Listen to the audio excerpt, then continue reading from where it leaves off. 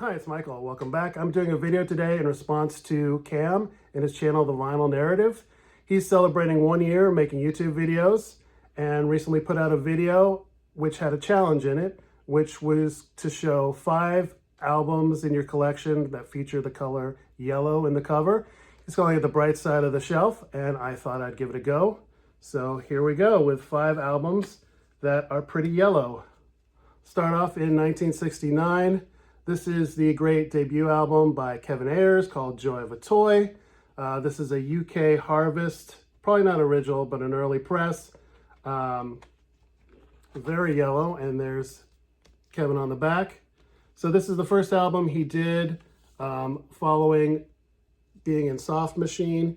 He was only in Soft Machine for basically 1 album and then went out on his own with this. And this is a really cool album, very eccentric, very quirky, but still really good. You know, it's got some absurd stuff on it and also some very pretty songs as well. And if you've heard Kevin Ayers, you know, he's got a very, you know, interesting kind of voice. You know, if you haven't heard it, try it out. You might dig it. Some great songs on this, Girl on a Swing. And an absolute classic with a great orchestral arrangement called The Lady Rachel.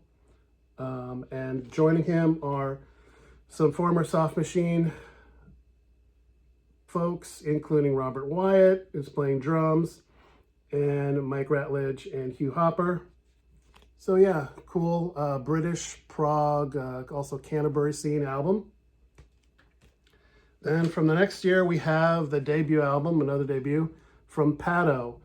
This was an English progressive group featuring, well, it was evolved from the band Timebox, featuring the great singer Mike Paddo and an amazing guitarist called Ollie Halsall. This is a US pressing on Vertigo. I would love to have a UK copy, which has a nice textured sleeve, but those are quite expensive. But here it is. The gatefold and the back as well. And don't ask me what's going on in this cover, because I don't know, but you know, it was the early 70s. But anyways, this is a great progressive rock album with the amazing talents of Ollie Halsall on guitar. I think he's one of the best guitarists of all time, really. He also played Vibes, which he did an excellent job with as well. The song that people might recognize this from is called The Man. I think it's been featured in some movies and stuff, but I mean, the whole album is great. So, you know, if you like early 70s stuff, early 70s rock, this is a great one to check out. Our next one is from 1979, and it is the second album from Squeeze, Cool for Cats. A lot of Squeeze classics on this one. Their hits Up the Junction and Goodbye Girl, and also the title track Cool for Cats.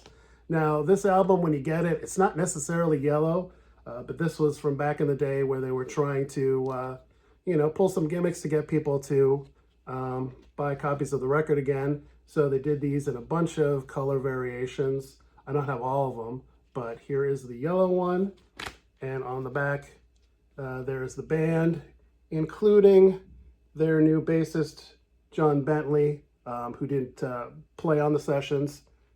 But yeah, I mean, if you like British pop, new wave, Squeeze, one of my very favorite bands, amazing songwriting. All right, 2 more to go. Excuse me.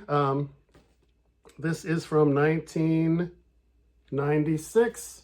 And we have Tom Petty and the Heartbreakers with a soundtrack or songs and music from She's the One. So this was actually Tom's follow-up to the classic Wildflowers album.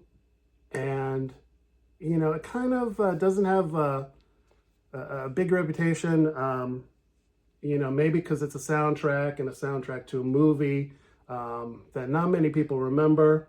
The movie was, I believe, a romantic comedy. I've never seen it. An Edward Burns movie starring himself and also Jennifer Aniston and Cameron Diaz. So I haven't seen it, but it's a pretty sturdy Tom Petty album. You know, as the follow-up to Wallflowers, I think some of the tracks come from those sessions, and you know, it's pretty excellent throughout. The single was Walls, which I think features Lindsey Buckingham from Fleetwood Mac. It's a great song. And there are some, you know, some excellent writing from Tom. The song Grew Up Fast. Hung Up and Overdue is a nice one.